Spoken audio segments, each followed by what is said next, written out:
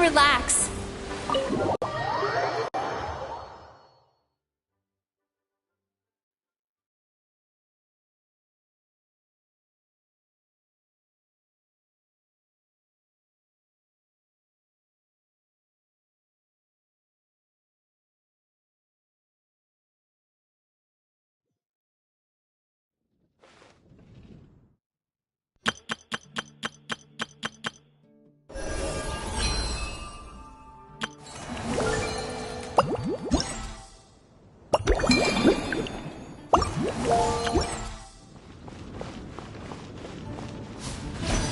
Turn that frown upside down.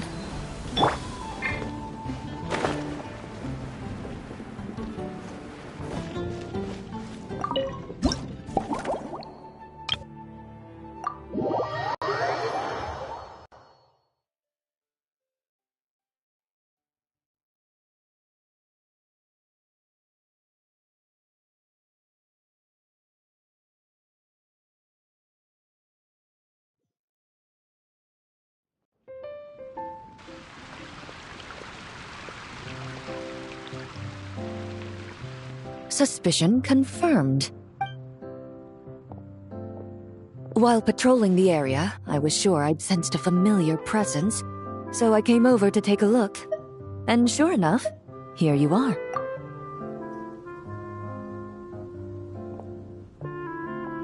If Miss Charlotte were to see you like this, I'm guessing she'd take 100 pictures and write up a report. Sword-wielding traveler's secret side hustle. Exclusive cocktails from Tevat's Explorer Extraordinaire. You'd make the front pages of every major newspaper. And there'd be crowds of Fontanian tourists flocking to your drink stand, causing gridlock on the streets of Mondstadt. Luckily for you, I turned down Miss Charlotte's request to accompany me here, so you're unlikely to be seeing any scenes like that. Let's quietly celebrate this moment of peace. And on that note, I'd like a caramel blade. That look on your face tells me you have a lot of questions you want to ask. Calm and effortless. I'm shocked to learn you're a real pro at this sort of thing.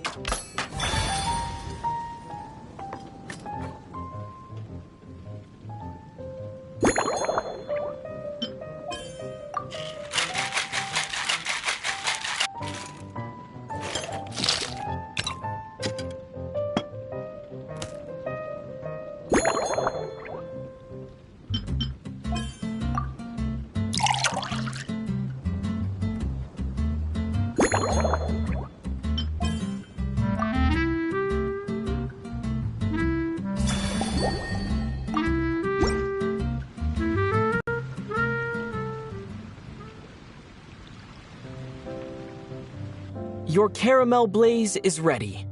Try not to drink it all in one go. It sure lives up to its name. The color reminds me of a raging fire, while that aroma really hits you head on. It's quite strong. I'm all right. I just need a little time to get used to it. As I recall, the last time I drank alcohol was at a wine tasting event that Navia invited me to last year. I only had a small sip of Sassica wine, and it was nowhere near as strong as this concoction of yours. From a purely rational perspective, alcohol can cause dizziness and impair one's ability to work, so it's best avoided altogether. But when Miss Farina saw me off at the docks, she mentioned that Mondstadt is the land of wine and poetry. Since I'm here, I thought I should at least try the local specialties. In fact, Captain Eula, whom I sparred with earlier, has quite the refined taste for fine wine. She even gifted me a bottle of Romaritime flower fruit extract, which is no longer produced in Fontaine and can now only be found overseas. Out of the utmost respect for her skills, I feel compelled to deepen my knowledge of Mondstadt's wines. I truly appreciate all the trouble you're going to. Huh? Does that mean she's already finished her commission? Well, she's certainly efficient. Once I return to Fontaine, perhaps I can let Sigewinne know that I'd be happy to purchase her latest perfume. I'm not sure I'd say that. On my way to Mondstadt, we happened to take the same boat. Naturally, we got to chatting. I've often heard Sigewinne praise her work. After conversing with her on the journey over, I must say, she is indeed a rare and refined individual. She's gentle and composed, yet keeps others at a distance. Perhaps it's due to her profession. I find this approach ideal. It allows one to maintain a lasting sense of inner peace. Oh, thank you, but there's really no need to set anything up. Our work rarely intersects, and our social circles hardly make for a Venn diagram, if you know what I mean. Best to just let things take their natural course.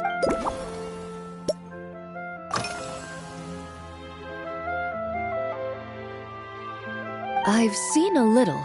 I took a stroll around the city the first day I got here. Navia's done some rather extensive research on this place. Many of the scenes and illustrations for the tabletop troupe were inspired by views of Mondstadt. However, the way she describes the atmosphere in her world building is quite different from the real Mondstadt. The deepest impression I've got since arriving here is one of swords and shields.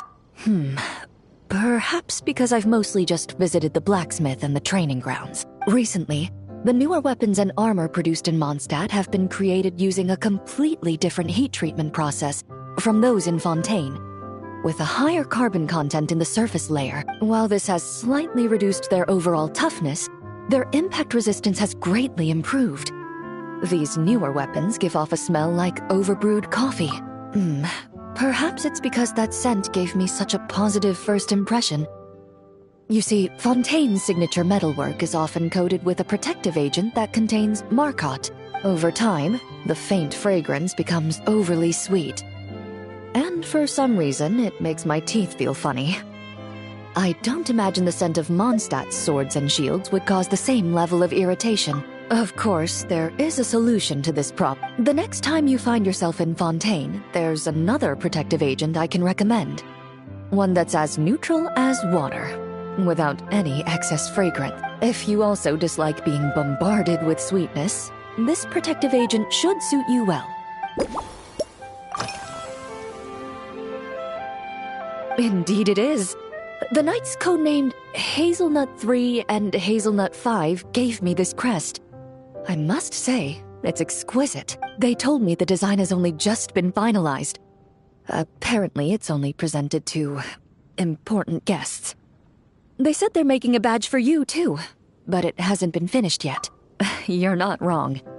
I guess it's similar to how I can't remember the name of every clerk in the Palais Mermonia, but I'm certain you'll get to know them in time. They're clearly seasoned veterans. Even though they work desk jobs, they still turn up in full armor. After handling my affairs, they headed to the tavern for a gathering, saying they wanted to continue last night's duel and determine who had the highest alcohol tolerance. Drinking barrels of beer the night before, yet being able to work with clear minds the next day.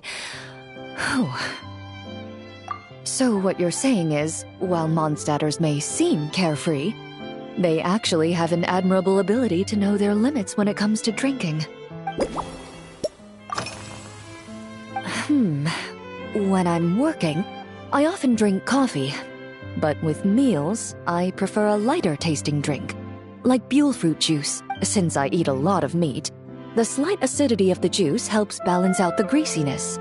Over time, I've grown accustomed to the sour taste. After the swordsmanship exchange, the Knights of Favonius rather kindly treated me to some traditional Mondstadt cuisine. I had 8 different meat dishes, and all of them were excellent. The portions were huge, and only the highest quality cuts were used. Everything was cooked to absolute perfection. Of course, there was still room for improvement. When catering to tourists, the sticky honey roast and pile 'em up might benefit from a slightly lighter sauce. I've certainly tried all the red meat dishes. I think I've had enough calories to sustain 3 days of vigorous work, so I've had to decline all subsequent dining invitations. To be honest, I can still taste the grease. There must be a way to cleanse my palate.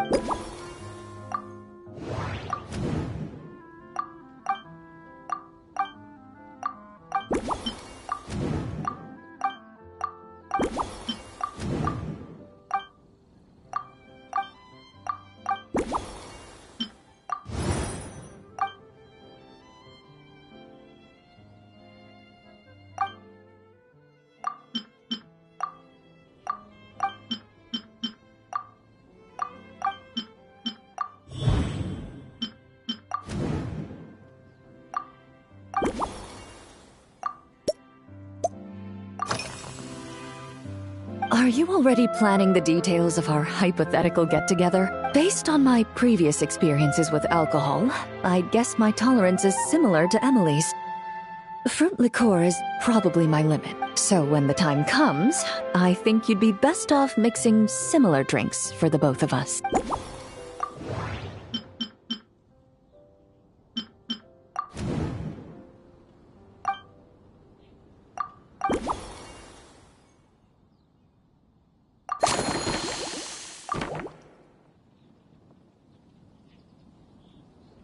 All right, I'll make sure I'm mentally prepared. Even if it's still a bit strong, I'll do my best to finish it.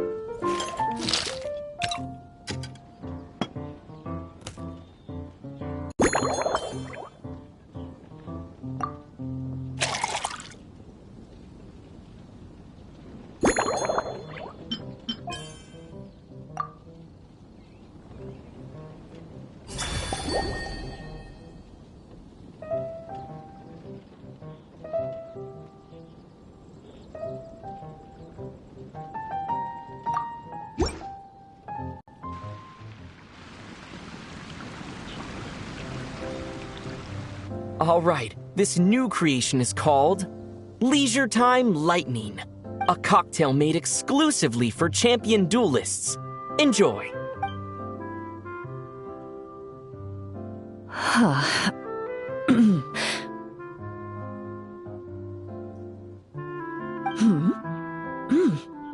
Have you added fruit wine? It tastes wonderful. This is ideal for me. There's a subtle saltiness that combines well with the tartness of the fruit and the sweetness of the caramel. Each sip balances delicately on the edge of perfection. The color of the wine also fits well with the name, and the lightning imagery contrasts with the fiery nature of the caramel glaze. But where does the leisure time part come in? I see.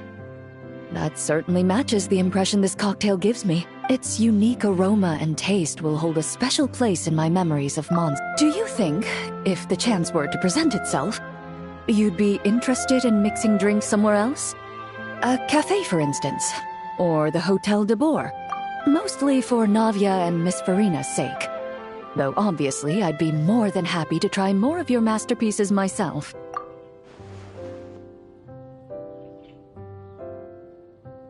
I understand. I won't try to strong-arm you. In any case, I truly appreciate your hospitality. Thanks to you, whether I'm summarizing the key lessons from my exchange with Miss Eula, or discussing strategy with the Knights of Favonius, I'll be in my best condition.